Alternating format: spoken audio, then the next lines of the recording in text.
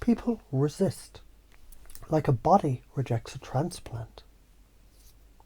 Identity is the immune system of the mind. Anything that doesn't fit with self-image gets attacked like a virus. Tell an atheist God is real, and they'll laugh you off. Tell a priest God is a delusion, and you'll watch the shutters slam. Not because of truth, because truth feels like a threat to who the fuck they are. So the first lesson: you don't fight the immune system. You don't smash the walls of the fortress. You work with it, sneak past it. Or better yet, make the fortress choose to open its own gates. Want someone to move when they're frozen? You don't shove. You don't wrestle. You hand them their own reason to take a step. Like saying, if you were going to want to start exercising, why might you want to? The word might is a crowbar for imagination. It makes the brain picture possibilities. Resistance relaxes because it isn't a command, it's a choice. And when they give you their reason, that's gold.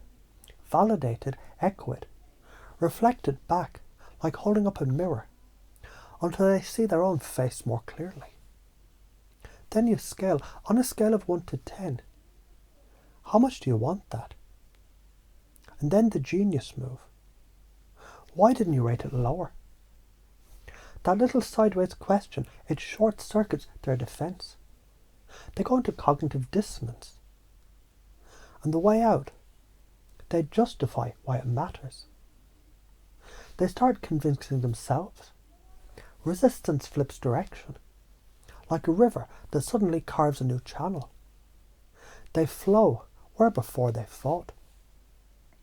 That's fucking magic, and it works, because it's not manipulation, it's alignment. Neuroscience shows your brain isn't reacting, it's predicting. Every feeling is your nervous system betting on what comes next. Pain, fear, anger. It's all prediction about survival. Mirror someone's words, and you're hacking their prediction model. It's like hearing your name across a crowded bar. Their brain snaps to attention. That's me. It feels safe, familiar. From safety, change flows. The same circuits that scream with physical pain, they scream with social rejection, which means when someone feels you're trying to make them, it literally hurts. And when you restore autonomy, it soothes the wound. So autonomy isn't some feel-good theory. It's a neurological first aid. A clenched fist doesn't open by prying. It opens when you stop trying to steal what it protects. A wolf calms when the exit's left open. Corner it and you bleed. A sailboat doesn't resist the wind. It angles with it, redirects it. Use what would topple it as the very fuel that carries it forward. Where you already do this, you already pace and lead without knowing. Ever calmed a crying child? You don't scream, stop crying. You match their tone softly. I know, it's scary. And then slowly you lower your voice. They follow down. Ever listen to a friend vent? You don't correct them, you echo. So you're saying she betrayed you. They feel seen. Then they open. You've been unconsciously running these scripts since childhood. Now you get to do it deliberately. So why does this matter? Ignore this. You'll keep slamming into walls. You'll try to force. And the more you push, the more people dig in. You'll feel powerless, unheard, frustrated. That's karma, the suffering of ignorance repeating. Embody this and suddenly, you're not fighting resistance, you're surfing it. You become the kind of person people change around because with you they feel safe, seen, sovereign. That's leadership, that's influence, that's goddamn freedom. Remember the man who thought freedom was doing anything? Drugs, sex, money, shortcuts. He drowned in emptiness. When he submitted to rules, monastic routine, he found deeper freedom because constraints focus energy. Likewise, these conversational rules, they aren't prison bars. They're paintbrushes. Without a brush, paint is just a mess. With a brush, it becomes a masterpiece. So why do you fear doing this? You're scared people will think you're manipulating. That's fair, but here's the truth. If you're manipulating, they'll smell it like a wolf smells blood. If you're sincere, they'll feel it like sunlight on their skin. The difference is not in the script, it's in your fucking intention.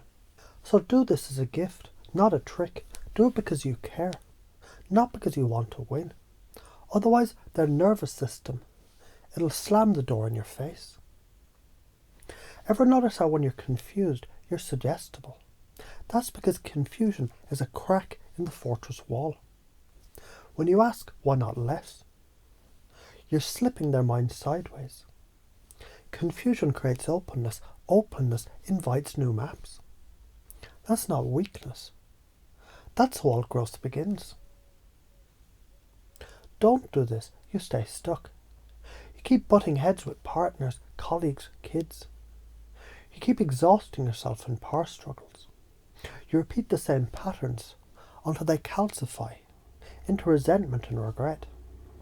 Do this, you become a master of alignment. You stop pushing, you start guiding. You upgrade people's maps without them even noticing. Conversations that once ended in fights, they now end in breakthroughs. So wrap it together. Resistance is protection of identity. Autonomy is the doorway to resistance. Mirroring is hacking the brain's predictive coding. Confusion is the crack for change to enter. Limits, they're not cages, but they're brushstrokes for the masterpiece. Put it all together, and here's the no bullshit truth. You can't change people by force. You can only help them change themselves. The fortress walls, they're there for a reason. Stop battering them. Start handing people their own keys, because the moment they open the gates themselves, the change sticks. Now here's the truth smack. Life doesn't give a fuck if you resist. The river carves the canyon, whether the rock agrees or not. So stop being the goddamn rock. Start being the water.